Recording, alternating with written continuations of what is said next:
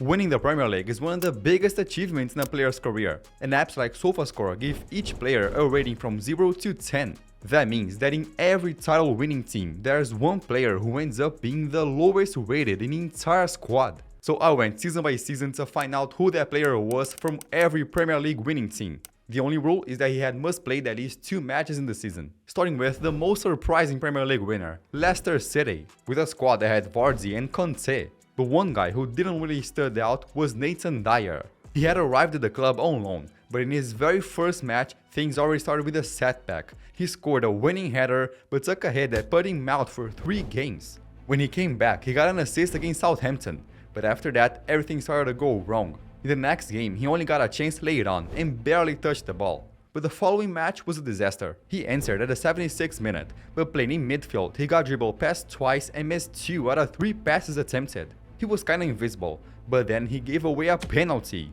Because of that, Dyer ended the match with a 4.2 rating. That did not please manager Ranieri, who started giving him less and less playing time, only coming on near the end and constantly getting ratings below 7. So Dyer ended the season as Premier League winner, but SofaScore gave him the lowest rating in the entire squad, 6.4. We're gonna go season by season to see who ends up being the champion with the lowest rating. Then after Leicester City, the next Premier League winner was Chelsea. They had Hazard and even Courtois.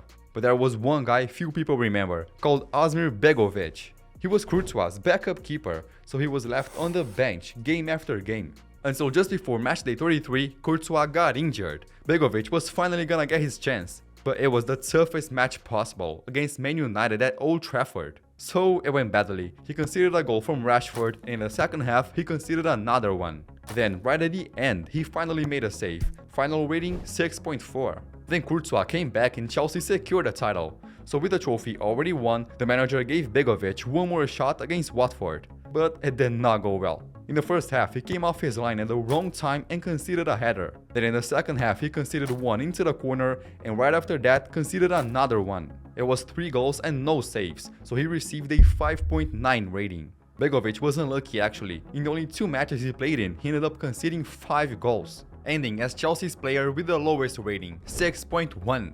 Now in the following season, the champions were Man City, reaching 100 points in the league. And while City was dominating, one player in the academy was scoring a lot of goals, so Pep Guardiola decided to give him a chance. That's when in matchday 35 he subbed off Gabriel Jesus to bring on Lucas Mecha. But in his 10 minutes the ball almost never reached him. He only managed to get involved in one play, and in one of his only chances he got dispossessed. Luckily another City player showed up to bring the ball back. He left the pitch without making an impact, rating 6.4. It was very hard to find space in that attack, so Guardiola kept leaving him on the bench, until in the second to last match day he came on late against Brighton. But he touched the ball just 4 times and even lost possession in one of them, finishing with the same rating. He failed to take advantage of the few chances he got, so SofaScore gave him an average rating of 6.4. He knew it would be very difficult to get off the bench in this team, so he went out on loan, later signed for Leeds United and ended up never playing for City again. Then after they reached 100 points in the league, in the following season they were forced to have another perfect campaign, 98 points. And the newspaper The Guardian made its own player ratings list, saying that the fullback Benjamin Mendy was the worst of the season. That's because he spent almost the entire campaign injured, playing only 10 matches in the league. But in the matches he actually got in, SofaScore gave him an average rating of 7.1. Actually, every player finished the season with an average rating above 7. Every player but one, and it was not who I was expecting. So Guardiola's team dominated so much that many times the keeper barely appeared. For example, while Man United's keeper made 122 saves in the season, Ederson made just 58. And when he did concede goals, they were usually much harder saves to make. In one match against Crystal Palace, he conceded 3 goals without making a single save, earning a 5.5 in that game. So even though he was super important to the title with his ability to play with his feet, SofaScore gave him an average rating of 6.9. That's not a bad rating, but that was enough to make him the lowest rated in the squad. That's how strong that team was. Comment down below your thoughts on that rating, but let's see if there will be another surprise in the next teams. Then after City won back-to-back titles, the next champions were Liverpool, who reached 99 points. So every player had to be perfect, but one guy was struggling to keep up. Right in the middle of the season, Liverpool announced their new signing, Takumi Minamino. But he was coming from the Austrian League, a competition with much lower intensity. So when he made his debut against Wolverhampton, he had no shots on target, no dangerous passes, finishing with a 6.6 rating. Then it got worse. He came on for the final 9 minutes against Southampton, but failed to win a single duel, lost possession twice from just 4 touches on the ball, and even missed a huge chance by shooting wide, rating 5.8.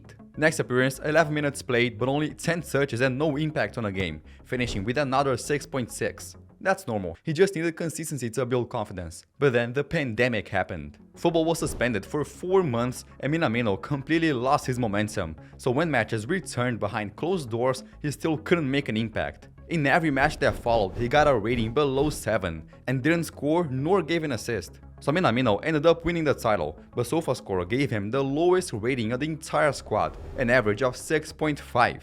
But he ended up never managing to establish himself as a starter, until in 2022 he was signed by Monaco. Now in the following season, Man City went back dominating, and one player who also won a medal was the center-back Eric Garcia, but his season was far from what he wanted it to be. In the second match day, he was placed as a starting center-back against Leicester City, but even though he made some defensive contributions, he ended up giving away a penalty.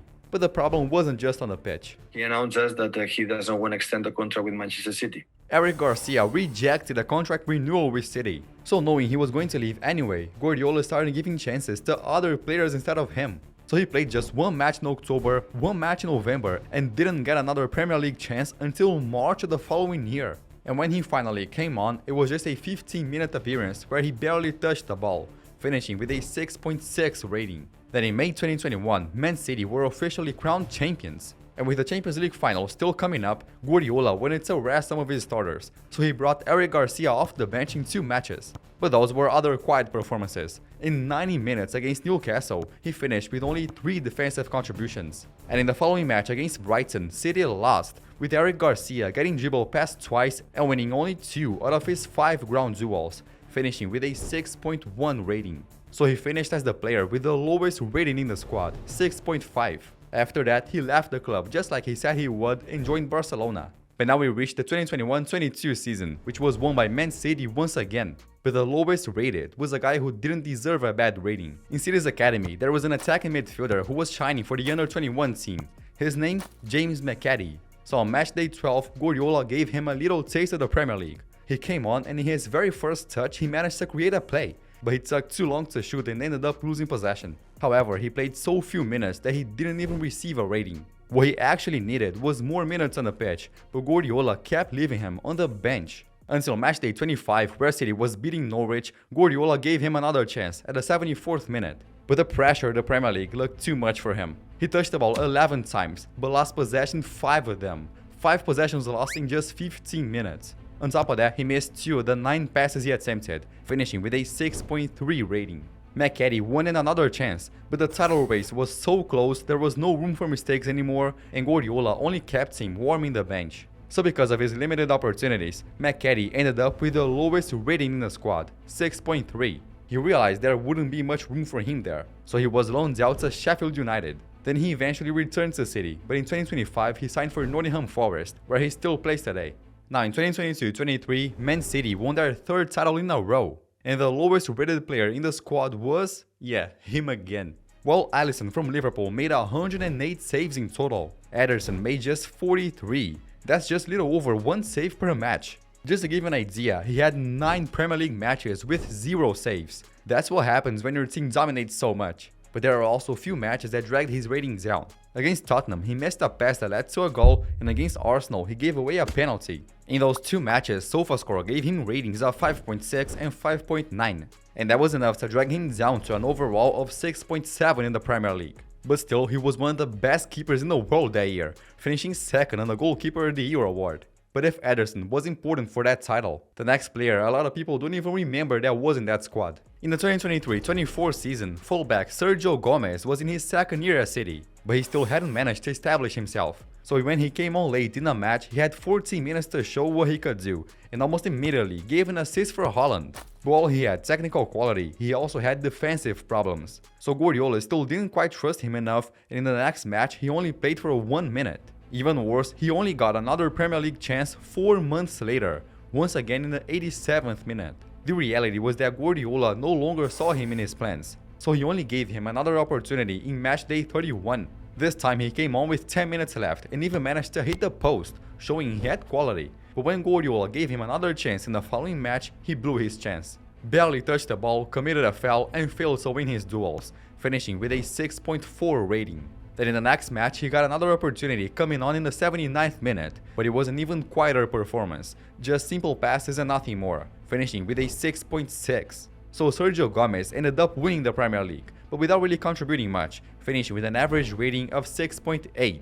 Not bad at all, but still was the lowest rated. After that, he immediately decided to go back to his home country and is now playing for Real Sociedad. Then after City's 4 consecutive titles, the 2025 champion was Liverpool, and the lowest rated was someone who had just joined the club for 12 million euros. In August 2025, Liverpool signed Federico Chiesa, but because Juventus were planning to sell him, he barely played in pre-season, so he arrived in the most competitive league without being fully fit. Arne Slot gave him a chance 1 month in, and almost immediately Chiesa got a 1-on-1 with the keeper, but hit the post. And from the 15 times he touched the ball, he lost possession 5 times, so SofaScore gave him a 6.4 rating for that match. But while he was waiting for another opportunity, he soon picked up a muscle injury, hurting his fitness even more, and he wouldn't play another Premier League match for 4 months. In January, he came on late against Brentford and Ipswich Town, but he didn't register a single shot and mostly just played safe sideways passes, ratings of 6.5 and 6.4.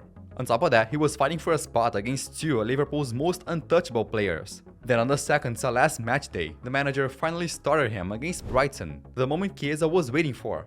But he touched on the ball only 13 times, completed just 5 passes, won only 2 out of 5 ground duels, and failed to win a single aerial duel. So he was subbed off at the 63rd minute, finishing with a 6.6 rating. With that, Chiesa ended up winning the Premier League with an average rating of 6.5.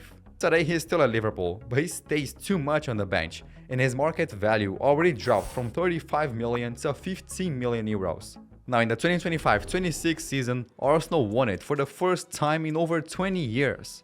And the lowest rated player was also a guy at his very first season at the club. In mid-2025, Arsenal signed a 31-year-old named Christian Norgard. He was coming off a great spell at Brentford, so as a defensive midfielder, he arrived to bring stability and experience to midfield. But right after joining, he had a medical issue that kept him out for 4 matches. And when he came back, he started getting left on the bench. It wasn't until match day 10 that he finally got a chance, coming on in the 77th minute against Burnley. There he managed to get 1 shot on target and 11 touches on the ball, earning a 6.8 rating. His hope was to get more opportunities, but the competition for his position was huge. So he spent several games on the bench, and when he did come on, had more quiet performances, getting ratings of 6.6 and 6.5. Until in the last match day, with Arsenal already confirmed as champions, he finally got a chance in the starting 11, where he managed to make 2 tackles and 2 clearances. But he also only won 3 out of 7 ground duels, fired 1 shot wide, and lost possession 8 times. To make matters worse, when he reached halftime, he got subbed off, possibly because of an injury. So in the end, he finished as Arsenal's lowest rated player in that campaign, 6.5. And with that season on the bench, he decided he wanted to leave Arsenal. But even if some of these players didn't shine, winning the Premier League is something only a few can achieve. If they won the title, it's because they deserved it, entering the hall of important players in their club's history. And if you want me to make the same video about other tournaments, comment down below. And if you enjoyed this video, I think you're gonna like this one too. Thanks for watching and bye.